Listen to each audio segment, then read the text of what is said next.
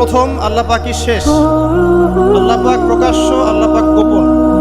ওয়া হুয়া বিকুল্লি শাইইন আলিম। আল্লাহ পাক বলছেন তিনি প্রত্যেকটা বিষয় সম্পর্কে জ্ঞানী। সূরা হাদীদ আয়াত নাম্বার 3।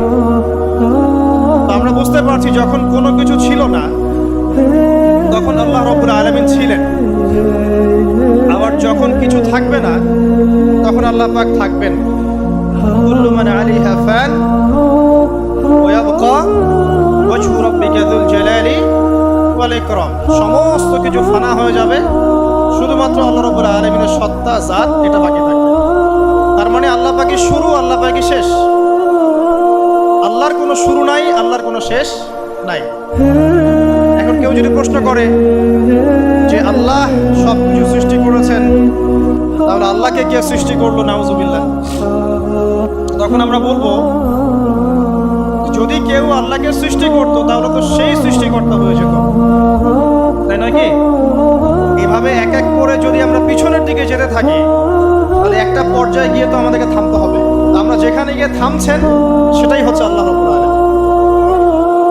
আল্লাহ পাকের আগে কিছুই ছিল না, বরং অতীত, বর্তমান, ভবিষ্যৎ এটা সময়ের মধ্যে আছে, যে সময়ের মধ্যে আমরা বাস করছি। আল্লাহ রাব্বুল আলামিনের কাছে এরকম অতীত, বর্তমান, ভবিষ্যৎ কিছু নাই। আল্লাহ রাব্বুল আলামিন একা ছিলেন, তখন কিছুই ছিল না। আবার যখন সবকিছু ধ্বংস হয়ে যাবে আল্লাহ পাক একাই থাকবেন, আর কিছু থাকবে না। এখন আল্লাহ পাক সর্বপ্রথম সৃষ্টি করলেন আরশে আজিম। কি সৃষ্টি করলেন? এবং আরশটা পানির উপরে ছিল। কিসের উপরে? পানির উপরে। এরপরে আল্লাহ রাব্বুল আলামিন সৃষ্টি করেছেন কলম। আল্লাহ পাকের কাছে লাউহে মাহফুজ আছে। লাউহে মাহফুজ মানে সুরক্ষিত একটা ফলক। এখানে আল্লাহ পাক কলমকে বললেন লিখো। কলম বলল যে মাযা আকতুব, আমি কি লিখবো হে আল্লাহ? আল্লাহ পাক বললেন কিয়ামত পর্যন্ত যা যা হবে, শেষ দিন পর্যন্ত যা কিছু ঘটবে লিখে ফেলো। কলম লিখে ফেলেছে কিয়ামত পর্যন্ত কি কি হবে। অতএব আপনার রিজিক নিয়ে তো টেনশন করার কোনো দরকার নেই। বিয়ে শাদী হচ্ছে না, এই জন্য কবরে গিয়ে মানত করার কোনো দরকার নেই। সময় মতো হবে ইনশাল্লাহ। যখন রিজিক তাকদিরে লেখা আছে সময় মতো ইনশাল্লাহ হবে। তাকদিরের বাইরে কিছু হবে না। তো আল্লাহ পাক তাকদির লিখে ফেললেন। এমনকি লাউহে মাহফুজে কোরআনও লিপিবদ্ধ আছে। সূরা বুরুজ পড়েন নাই? বাল হুয়া কুরআনুম মাজিদ ফি লাউহিম মাহফুজ। লাউহে মাহফুজ থেকে কোরআন মাজিদ নাজিল করা হয়েছে প্রথম আসমানে। এরপর প্রথম আসমান থেকে আস্তে আস্তে ধাপে ধাপে বিভিন্ন ঘটনার পালাক্রমে রাসূলুল্লাহ সাল্লাল্লাহু আলাইহি ওয়াসাল্লামের কলবের মধ্যে জিবরাইল আলাইহিস সালামের মারফতে ওহী করা হয়েছে। এই হলো কোরআন, যেটা নাজিল হতে সময় লেগেছে 23 বছর। লাউহে মাহফুজ আল্লাহ রাব্বুল আলামিন সব লিখে ফেললেন। এভাবে 6 দিন, আল্লাহ পাকের হিসেবে 6 দিন কত লম্বা আল্লাহ ভালো জানেন। 6 দিনে আল্লাহ রাব্বুল আলামিন এরপর সৃষ্টি করলেন পুরো মহাবিশ্ব। পুরো মহাবিশ্ব বলতে আমি শুধু পৃথিবীর সৌরজগৎ বোঝাচ্ছি না। এই মঙ্গল, বুধ, শনি, বৃহস্পতি এইটুক না, এরকম হাজার হাজার সৌরজগৎ মিলে একটা গ্যালাক্সি হয়, আর হাজারটা গ্যালাক্সি মিলে গিয়ে একটা আসমান হচ্ছে। মহাকাশের একটা ছায়াপথ আসমান হচ্ছে। তো এরকম 7টা আসমান, 7টা মহাবিশ্ব আল্লাহ পাক সৃষ্টি করলেন মাত্র 6 দিনে। কয় দিনে? ফি সিত্তাতি আইয়াম। 6 দিনে আল্লাহ পাক সৃষ্টি করলেন। এরপর আল্লাহ রাব্বুল আলামিন প্রত্যেক মহাকাশে তার যার যার কাজ সেটা দিলেন। যেখানে যেখানে মাখলুক সৃষ্টি করা আল্লাহ পাক করলেন। আল্লাহ রাব্বুল আলামিন মালায়েকা সৃষ্টি করলেন নূর দিয়ে। কি দিয়ে? আলো দিয়ে। আলোর মধ্য দিয়ে আল্লাহ রাব্বুল আলামিন ফেরেশতা সৃষ্টি করলেন। আল্লাহ পাক জিন সৃষ্টি করলেন। জিন কি দিয়ে? আগুন দিয়ে। একদম যেটা উত্তপ্ত আগুন, লাল আগুন, সেই আগুন দিয়ে আল্লাহ পাক জিন জাতিকে সৃষ্টি করলেন। সৃষ্টি করার পর আল্লাহ রাব্বুল আলামিন জিন জাতিকে পৃথিবীতে পাঠিয়েছেন। কোথায়? আর এখন মানুষ পৃথিবীতে যা করছে, জিন জাতীয় কিছুটা এরকমই কাজ করেছে, বরং তার চেয়েও হয়তো বেশি করেছে। পৃথিবীতে সে ফিতনা আর ফাসাদ সৃষ্টি করেছিল। এক পর্যায়ে আল্লাহ রাব্বুল আলামিন জিন জাতিকে ধ্বংস করলেন। কিছু কিছু জিনকে আল্লাহ পাক অবশিষ্ট রাখলেন, যেগুলো পাহাড়ে, পর্বতে, বিভিন্ন জায়গায়, সমুদ্রে আশ্রয় নিল। পাহাড়ি এলাকাগুলোতে জিন থাকে, গভীর সমুদ্রে জিন থাকে, হ্যাঁ, জঙ্গলে জিন থাকে। এরকম কিছু জায়গা আছে, এগুলোর মধ্যে জিনরা থাকে। ওদেরকে ডিস্টার্ব করতে গেলে সমস্যা, আপনাকে ধরে ফেলবে। সকাল সন্ধ্যার জিকির আজগার ঠিকঠাক মতো না করেন, কোরআন তেলাওয়াত ঠিকঠাক মতো না করেন, নামাজি না হন আর পবিত্র না থাকেন, তাহলে জিন ধরার সম্ভাবনা বেশি। আর আমার মনে হয় এখনকার যে মেয়েগুলো রাস্তাঘাটে ঘোরাফেরা করে এদের বেশিরভাগই জিন ধরা। কারণ আছে, এমনি এমনি বলি নাই। এটা আপনাকে বুঝতে হলে আল্লাহ এবং তার রাসূলের চোখ দিয়ে দেখতে হবে তো। কারণ তাদের চালচলন স্বাভাবিক না, কিছু একটা ওদের উপর ভর করেছে, ভরটা করার কারণে তার চালচলন আজকে এমন হয়ে গেছে। বহু মেয়ের ঘটনা এমন শোনা যায় যে সরাসরি তারা জিন দ্বারা ইফেক্টেড হয়। দেখেন না, রুকিয়া করতে হয়, শারীরিকভাবে রুকিয়া করতে হয়। তো খেয়াল রাখবেন, সকাল সন্ধ্যার জিকির আজগার ঠিক রাখবেন, কোরআন তেলাওয়াতটা ঠিক রাখবেন, নামাজি হবেন, পাক পবিত্র থাকবেন, জিন আপনাকে কোনো ক্ষতি করতে পারবে না ইনশাআল্লাহ। জিনরা কিন্তু রাসূল সাল্লাল্লাহু আলাইহি ওয়াসাল্লামেরও ক্ষতি করার চেষ্টা করেছিল। আল্লাহর রাসূল সাল্লাল্লাহু আলাইহি ওয়াসাল্লাম ওটাকে ধরেছিলেন, ধরে মসজিদের খুঁটির সাথে বেঁধে রেখেছে। নামাজের মধ্যে জিন আমাদের নবীকে ডিস্টার্ব করেছিল, আল্লাহ রাসূল ওই জিনকে ধরেছেন, ধরে খুঁটির সাথে বেঁধে রেখেছে। তারপরে তার মনে পড়লো সুলাইমান আলাইহিস সালামের কথা। সুলাইমান আলাইহিস সালাম বলেছিল আল্লাহকে, আল্লাহ আমাকে যে ক্ষমতা তুমি দিয়েছো আমার পরে কাউকে এই ক্ষমতা আর দিও না। সুলাইমান আলাইহিস সালামকে আল্লাহ পাক জিন জাতিকে অনুগত করে দিয়েছিলেন। সুলাইমান আলাইহিস সালামের নির্দেশে জিন জাতি বিভিন্ন কাজ করত, এমনকি সমুদ্রের মধ্যে ডুবুরির কাজও করত, সমুদ্রের ভিতর থেকে রত্ন বের করে নিয়ে আসতো। এগুলো কিন্তু অনেক রূপকথা নয়, সত্য ঘটনা। তখন নবী সাল্লাল্লাহু আলাইহি ওয়াসাল্লাম বললেন যে আমার ভাই সুলাইমানের কথা আমার মনে পড়ে গেল, তাই আমি জিনটাকে ছেড়ে দিলাম। তো আল্লাহ পাক জিন জাতিকে সৃষ্টি করে এই পৃথিবীতে পাঠানোর পর তারা এরকম ফিতনা এবং ফাসাদ সৃষ্টি করার পরে আল্লাহ পাক ওদেরকে ধ্বংস করে দেন। দেওয়ার পরে আরো অনেক যুগ এবং অনেক শতাব্দী কেটে যায়। কত যুগ কত শতাব্দী আল্লাহ ভালো জানেন। অনেক লম্বা সময় পরে গিয়ে আল্লাহ রাব্বুল আলামিন ফেরেশতাদেরকে ডাকেন। তাদেরকে ডাকেন, তাদেরকে ডেকে বলেন ওয়াইস ক্বালা রাব্বুকা লিল মালায়েকা, স্মরণ করো নবী সেই সময়ের কথা যখন তোমার রব ফেরেশতাদেরকে ডাকলেন, ডেকে বললেন ইন্নী জাইলুন ফিল আরদি খলিফা, হে ফেরেশতা মণ্ডলী আমি পৃথিবীতে আমার খলিফা পাঠাতে চাই। কি পাঠাতে চাই ভাই? খলিফা। খলিফার দুটো অর্থ, একটা হচ্ছে ওই যে জিনরা যে চলে গেল ওর স্থলাভিষিক্ত হয়ে আরেকটা জাতি, স্থলাভিষিক্ত হওয়া। আরেকটা ব্যাখ্যা হচ্ছে খলিফা শব্দের মানে হচ্ছে যে ব্যক্তি আল্লাহ পাকের বিধান অনুযায়ী পৃথিবীতে বিচার ফয়সালা করে সে আল্লাহর খলিফা। আমি কি বুঝাতে পারছি? আল্লাহ পাক ফেরেশতাদেরকে বললেন আমি পৃথিবীতে আমার খলিফা পাঠাতে চাই, প্রতিনিধি এবং যে আল্লাহর বিধান দ্বারা বিচার ফয়সালা করে। তখন ফেরেশতারা বলছেন ক্বালু, ফেরেশতারা বলছেন আতাজআলু ফিহা মান ইউফসিদু ফিহা ওয়া ইয়াসফিকু দিমা, হে আল্লাহ আপনি কি এমন কোন সৃষ্টিকে আবার পৃথিবীতে পাঠাতে চান যে পৃথিবীতে গিয়ে ফিতনা ফাসাদ সৃষ্টি করবে অথবা রক্তপাত ঘটাবে? ফেরেশতারা এই কথা কিভাবে বলতে পারলো? হ্যাঁ, জিন জাতির অভিজ্ঞতার আলো। ঠিক আছে, তখন আল্লাহ পাক বলছেন ইন্নী আ'লামু মা লা তা'লামুন, দেখো আমি যা জানি তোমরা তা জানো না। মানে তারা ফিতনা ফাসাদ সৃষ্টি করতে পারে, কিন্তু আমার কিছু মুখলেস বান্দা থাকবে যারা এই পথে পা বাড়াবে না। আচ্ছা, এবার আল্লাহ রাব্বুল আলামিন আদম আলাইহিস সালামকে সৃষ্টি করলেন।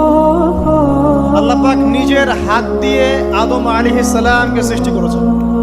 সূরা সাদের মধ্যে আল্লাহ পাক বলেছেন, দেখুন মহাবিশ্বের কোন সৃষ্টির ব্যাপারে বলা হয়নি যে খলাকতু বিয়াদাই, আমি নিজ হাতে তাকে সৃষ্টি করেছি। শুধুমাত্র আদম আলাইহিস সালাম, আমাদের পিতার ক্ষেত্রে বলা হয়েছে খলাকতু বিয়াদাই, আমি নিজ হাতে তাকে সৃষ্টি করেছি। কত সম্মান, কত ভালোবাসা, তাই না? এবার আল্লাহ রাব্বুল আলামিন আদম আলাইহিস সালামকে সমস্ত নাম শিক্ষা দিলেন। সমস্ত নাম মানে কি? ওয়াল্লামা আদম আল আসমাআ কুল্লাহা, আল্লাহ পাক বলেন এরপর আমি আদম আলাইহিস সালামকে মহাবিশ্বের যত জ্ঞান আছে সমস্ত নাম শিক্ষা দিয়ে দিলাম। যেই জ্ঞান ফেরেশতাদেরও ছিল না, যেই জ্ঞান ইবলিসেরও ছিল না। ইবলিস কিন্তু অনেক জ্ঞানী ছিল, অনেক বড় আবেদ ছিল, সে দীর্ঘদিন আল্লাহর ইবাদত করেছে, কিন্তু এই জ্ঞান কিন্তু তারও ছিল না, ফেরেশতাদেরও ছিল না। সুম্মা আরাদাহুম আলাল মালাইকা, এরপর আল্লাহ রাব্বুল আলামিন আদম আলাইহিস সালামকে ফেরেশতাদের সামনে নিয়ে আসলেন, উপস্থাপন করলেন। মহাবিশ্বের ঘটনা, এটা ঘটছে, চিন্তা করেন, এটা কিন্তু ঘটেছে আগে, অতীত। এবার সমস্ত ফেরেশতার সামনে আদম আলাইহিস সালামকে নিয়ে আসা হচ্ছে। এবার বলা হচ্ছে যে হে ফেরেশতারা, তোমরা এই নামগুলো বলে দাও দেখি, তোমরা যদি সত্যবাদী হও। ফেরেশতারা বলছেন লা ইলমা লানা ইল্লা মা আল্লামতানা, হে আল্লাহ, আপনি আমাদেরকে যা শিখিয়েছেন এর বাইরে তো কোনো জ্ঞান নাই আমাদের। তারপর আল্লাহ পাক আদমকে বললেন আলাইহিস সালাম, হে আদম, তুমি সব নাম বলে দাও দেখি। এরপর আদম আলাইহিস সালাম সমস্ত নাম একটা একটা করে বললেন। আমাদের পিতা জ্ঞানী ছিলেন, নজ্ঞ ছিলেন, আর আমরা তার সন্তান হিসেবে জ্ঞানী নজ্ঞ, এটা আমাদের শোভা পায়। আমাদের পিতা ছিলেন মহাবিশ্বের সবচেয়ে জ্ঞানী সত্তা। আল্লাহ রাব্বুল আলামিন তাকে জ্ঞান শিক্ষা দিয়েছেন, সমস্ত জ্ঞান। তবে তার সমস্ত জ্ঞান আর এই মহাবিশ্বের সমস্ত জ্ঞান আল্লাহর জ্ঞানের তুলনায় কতটুকু জানেন? একটা সমুদ্রের মধ্য থেকে এক ফোঁটা পানি উঠালে যেমন হয়, পুরো মহাবিশ্বের জ্ঞান আল্লাহর জ্ঞানের সামনে এতটুকু। আল্লাহ পাকের জ্ঞান এত অসীম, পুরো মহাসাগরের মধ্য থেকে এক ফোঁটা পানি তুললে, ওই যে এক ফোঁটা পানি তুললেন, এটা মহাবিশ্বের জ্ঞান, আর বাকি সমস্ত পানি এটা আল্লাহ পাকের জ্ঞান। ঠিক দুনিয়ার জীবনের এক্সাম্পলটা এমনই। একটা সাগরের মধ্যে আঙ্গুল ডুবালে, আঙ্গুল উঠালে যতটুকু পানি আঙ্গুলে বেঁধে থাকে, এটা দুনিয়া। আর পুরো মহাসাগরটাই হচ্ছে কি? আখিরাত। নবীজি বলছেন সাল্লাল্লাহু আলাইহি ওয়াসাল্লাম, একটা মৃত গাধাকে দেখে বলছেন, সাহাবীরা, তোমরা কি কেউ এই গাধাটাকে 1 দিরহামের বিনিময়ে কিনবে? কান কাটা, মৃত, বলে আছে, এই গাধাটাকে কিনবা 1 দিরহাম দিয়ে? সাহাবীরা বলছেন, মাংনা দিলেও তো কিনবো না। ইয়া রাসূলুল্লাহ, যদি ফ্রিও কেউ দেয়, বিনামূল্যে দেয়, তাও তো নিব না। তখন নবী সাল্লাল্লাহু আলাইহি ওয়াসাল্লাম বলছেন, এটাই হচ্ছে আল্লাহর কাছে দুনিয়ার এক্সাম্পল। ওই মৃত গাধা তোমাদের কাছে যতটা না ইম্পর্টেন্ট, যতটুকু মূল্য রাখে, আল্লাহর কাছে এই দুনিয়া তার চেয়েও কম মূল্য রাখে। এই দুনিয়াতে তো সব ফয়সালা হবে না। আমরা তো হতাশ হয়ে যাই না যে দুনিয়াতে এমন কেন, এটা কেন, ওইটা কেন। দুনিয়া এটারই জায়গা। দুনিয়া সবকিছুর কনক্লুশনের জায়গা না, সবকিছুর পরিসমাপ্তির জায়গা হচ্ছে কিয়ামতের মাঠ। ওই দিন যে সফল সে সফল, যে ব্যর্থ সে ব্যর্থ।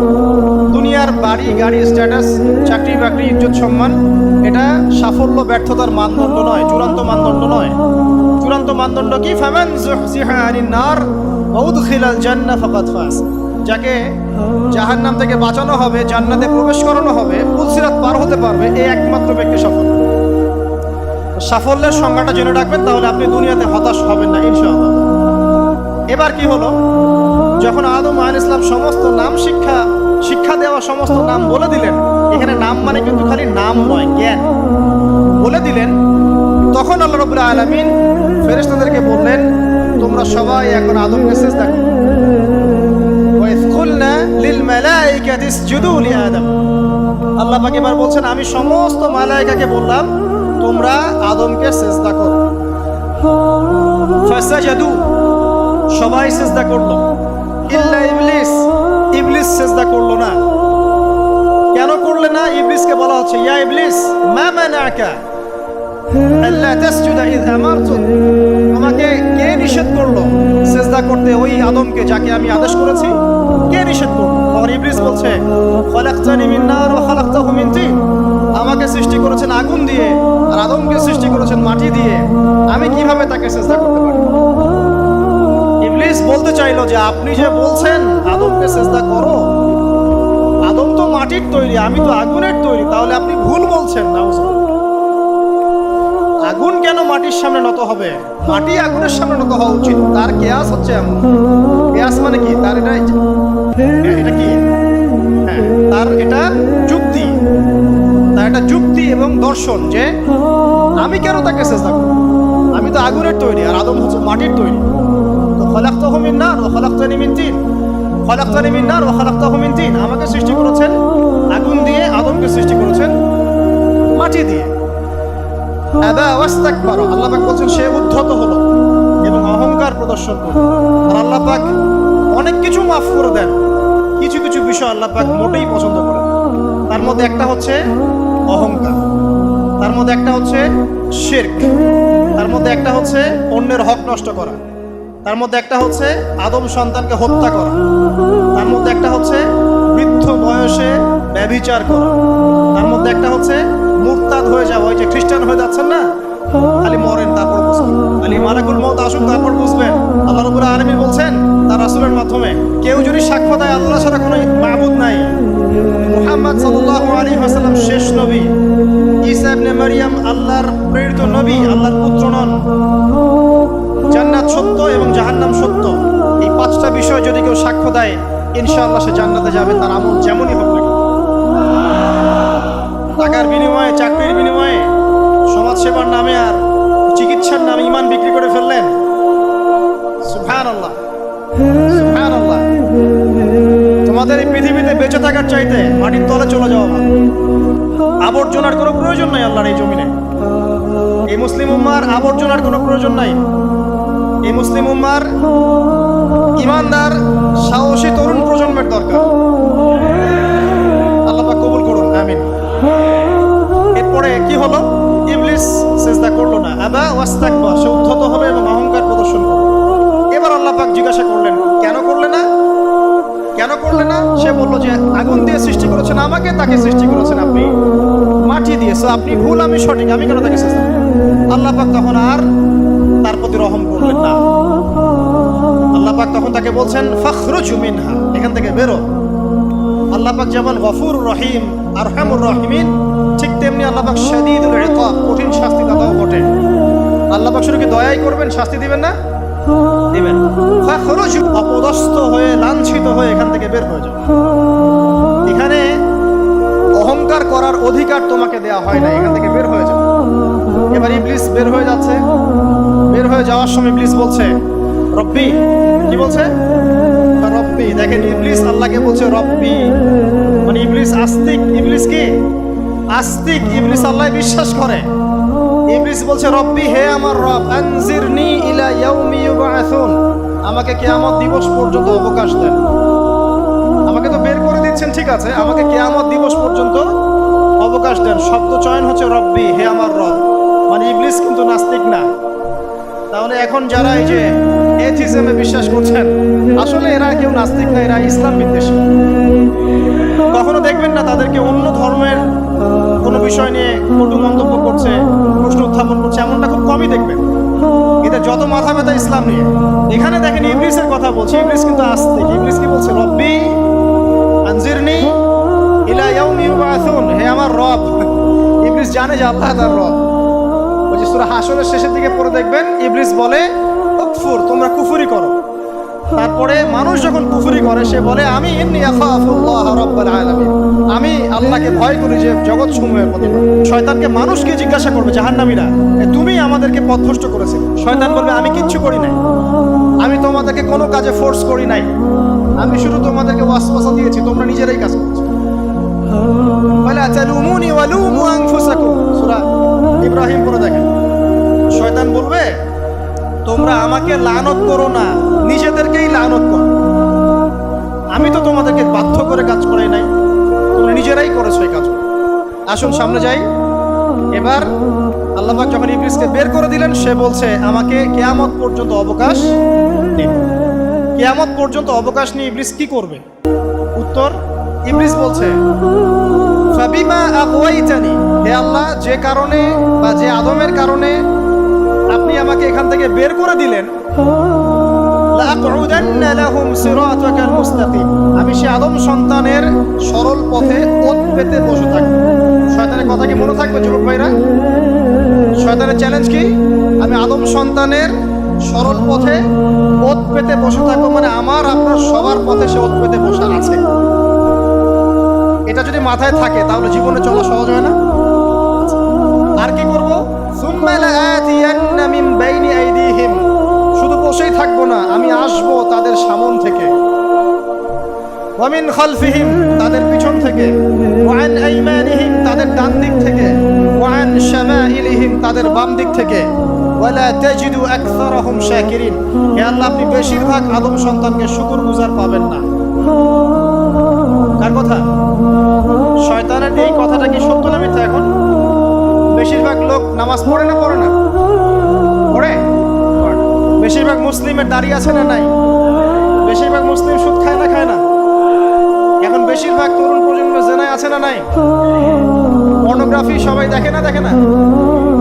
অন্যের সম্পদ আত্মসাৎ মানুষ করছে না? দুর্নীতি করছে না? ঘুষ খাচ্ছে না? ইসলামের বিধান 100% পালন করে কত পার্সেন্ট মানুষ? খুব কম। আচ্ছা বাদ দেন এত বড় বড় কথা, শুধু কুরআনুল কারীম তেলাওয়াত করতে পারে কতজন মানুষ? বলি না আমরা 90% মুসলিমের বাংলাদেশ, 90% মুসলিমের বাংলাদেশে কত ভাগ মুসলিম কোরআন তেলাওয়াত করতে পারে? একটা শুমারি করে দেখেন, কোরআন শুমারি, এটা কোরআন শুমারি করে দেখেন যে কত পার্সেন্ট মুসলিম শুদ্ধ করে কোরআন পড়তে পারে। যারা পড়তে জানে তাদেরও পড়া যে কত ভুল আছে আলেম ওলামার কাছে গেলে বুঝতে পারবেন। আর এই ভুলের কারণে যে অর্থ কত পরিবর্তন হচ্ছে আপনি তো জানেনই। তো এই যে শয়তান বলেছে ওয়ালা তাজিদু আকসারাহুম শাকিরিন, আপনি বেশিরভাগকে শুকরগুজার পাবেন। কথা সত্য না মিথ্যা? দেখেন ও কিন্তু তার মিশনের মধ্যে ঠিকই আছে। কথা যে সত্য তার প্রমাণ সহিহ বুখারীর একটা হাদিস, যেটা 4 বার এসেছে বুখারীর মধ্যে, যে আদম আলাইহিস সালামকে ডাকা হবে কিয়ামতের মাঠে, ডেকে বলা হবে তোমার সন্তানদের মধ্য থেকে জাহান্নামীদেরকে আলাদা করে দাও। আদম আলাইহিস সালাম বলবেন কতজনকে আলাদা করে দিব? আল্লাহ পাক বলবেন প্রতি 1099 জনকে জাহান্নামের জন্য আলাদা করে দাও। শয়তানের কথা ঠিক না বেঠিক? এবার আল্লাহ রাব্বুল আলামিন তাকে বের করে দিলেন। ইবলিস এবার বের হয়ে গেল, চ্যালেঞ্জও করলো। এবার আল্লাহ পাক আদম আলাইহিস সালামকে ডেকে বলছে ইয়া আদম, এবার আদম আলাইহিস সালামের এই যে পাঁজর বুকের পাঁজর, এখান থেকে তার সঙ্গিনীকে সৃষ্টি করা হবে। আদম আলাইহিস সালাম একাকী ছিলেন, একা কি থাকা যায়? একা থাকতে কষ্ট হয় না? একজন জীবন সঙ্গী লাগে না? তো আদম আলাইহিস সালামের এই বাম পাঁজরের হাড় থেকে হাওয়া আলাইহিস সালামকে সৃষ্টি করা হবে। সৃষ্টি করার পর আরো একটা ঘটনা আছে যে আল্লাহ রাব্বুল আলামিন আদম আলাইহিস সালামের পিঠের যে অংশটুকু আছে, এই অংশটুকু থেকে আগামীতে যত আদম সন্তান আসবে সবাইকে ছোট ছোট পিঁপড়ার আকৃতিতে সামনে নিয়ে দেখালেন। সুবহানাল্লাহ। যত আদম সন্তান আসবে আল্লাহ পাক সবাইকে আদমের সামনে দেখালেন এবং বললেন এই যে শুভ্র অংশ যারা, মানে সাদা অংশ যারা, তারা তোমার সন্তানদের মধ্য থেকে সবাই জান্নাতি। আর তোমার এই যে বাম পাশে যেগুলো কালো কালো ছোট ছোট আকৃতি দেখছো, এগুলো সব তোমার সন্তানদের মধ্য থেকে জাহান্নামী। আমরা দোয়া করি আমরা তাদের অন্তর্ভুক্ত না হই। এবার আল্লাহ পাক সবাইকে বললেন, সূরা আরাফের মধ্যে আসছে 182 নম্বর আয়াতে মনে হয়, আল্লাহ পাক বলেন আলাস্তু বিরাব্বিকুম, হে আদমের সন্তানরা আমি কি তোমার রব নই? আমি কি তোমাদের রব নই? আলাস্তু বিরাব্বিকুম, আমি কি তোমাদের রব নই? আলাস্তু বিরাব্বিকুম, আমি কি তোমাদের রব নই? আমরা সবাই তখন বলেছিলাম বালা ইয়া রাব্বি, অবশ্যই আপনি আমাদের রব। আমরা এখন ভুলে গেছি না? আমরা সবাই এই সাক্ষী দিয়ে আসছি রুহের জগতে। আর রুহের জগৎ বলে একটা জগৎ আছে, অনেক জগৎ আছে। রুহের জগৎ একটা, দুনিয়ার জগৎ একটা, জিন জাতির জগৎ আলাদা, বারজাখ পরকালে যে কবরে রাখার পরে বারজাখের জগৎ একটা, আর দারুল করার যেটা হবে একদম জান্নাত জাহান্নাম, ওটা আরেকটা জগৎ। এই যে মহাবিশ্ব যে সম্প্রসারিত হচ্ছে, এক এক গ্যালাক্সিতে এক একটা জগৎ না, এরকম বহু জগৎ আছে। রুহের জগতে আমরা এই ওয়াদা আল্লাহর কাছে করে এসেছি। এটাকে আহদে আলাস্তু বলে। কি বলে? আহদে আলাস্তু, মানে আলাস্তু বিরাব্বিকুম, আমি কি তোমাদের রব নই? আমরা বলেছিলাম হ্যাঁ আপনি আমাদের রব। একটা মজার কথা আছে এখানে, যখন আদম আলাইহিস সালাম দেখছিলেন তার সন্তানদেরকে সাদা সাদা আকৃতি ছোট ছোট, এর মধ্যে একটা সন্তানকে দেখে, একজন সন্তানকে দেখে তার প্রচন্ড ভালো লেগেছিল এবং তিনি অত্যন্ত সুদর্শন ছিলেন। তাকে দেখে তার প্রচন্ড রকম ভালো লেগেছিল। আল্লাহ পাককে তিনি জিজ্ঞাসা করলেন, হে আল্লাহ, আমার সন্তানদের মধ্যে কে, এই সুন্দর সন্তান কে? আল্লাহ পাক বললেন, সে হচ্ছে তোমার সন্তান দাউদ। কি নাম? দাউদ আলাইহিস সালাম। আপনাকে বলে রাখি, আদম আলাইহিস সালামের ব্যাপারে যেমন আল্লাহ পাক বলেছেন আদম আমার খলিফা, ঠিক দাউদ আলাইহিস সালাম সম্পর্কেও আল্লাহ পাক বলেছেন দাউদ আমার খলিফা। বুঝতে পারলেন? কোথায় আছে? সূরা সাদ পড়ে দেখেন। ঠিক আদম আলাইহিস সালাম সম্পর্কে আল্লাহ পাক বলেছেন না যে আমি পৃথিবীতে খলিফা পাঠাচ্ছি, ঠিক দাউদ আলাইহিস সালাম সম্পর্কেও আল্লাহ পাক বলেছেন দাউদ আমার খলিফা। ইয়া দাউদ ইন্না জাআলনাকা খলিফাতান ফিল আরদ ফাহকুম বাইনান নাস বিল হক ওয়া লা তাত্তাবি'ল হাওয়া। আয়াতটা পড়ে দেখবেন, ওইদিকে আমি পরে আসছি। তো ওই সন্তানকে দেখে তার এত ভালো লাগলো, আল্লাহর কাছে তিনি জিজ্ঞাসা করছেন, হে আল্লাহ, আমার এই সন্তানের হায়াত কত? আল্লাহ পাক বলছেন, তোমার এই সন্তানের হায়াত হচ্ছে 60 বছর। কত বছর? 60 বছর। আর আমাদের উম্মতে মুহাম্মাদের কিন্তু গড় আয়ু এরকম 60-65, এর বেশি না গড় আয়ু। তখন আদম আলাইহিস সালাম বলেন, আল্লাহ, আমার হায়াত থেকে তাকে 40 বছর দিয়ে দাও। আমার হায়াত থেকে তাকে 40 বছর দিয়ে দাও। আল্লাহ পাক তাকে 40 বছর দিয়ে দিলেন। তাই আদম আলাইহিস সালামের 1000 বছর হায়াত হয়ে গেল 960 বছর, আর দাউদ আলাইহিস সালামের 40 বছর হায়াত হয়ে গেল 100 বছর। এখন আসেন এই জায়গায় যে আদম আলাইহিস সালাম এবং দাউদ আলাইহিস সালাম দুইজনকে আল্লাহ পাক কি বলেছেন? খলিফা। খলিফা কে? খলিফা কাকে বলে? এটা একটু শুনানি ছোট্ট করে। সূরা সাদ পড়বেন, 24 কি 26 নম্বর আয়াত। আল্লাহ পাক বলেন, ইয়া দাউদ, হে দাউদ, খলিফার কাজ কি এটা শোনেন।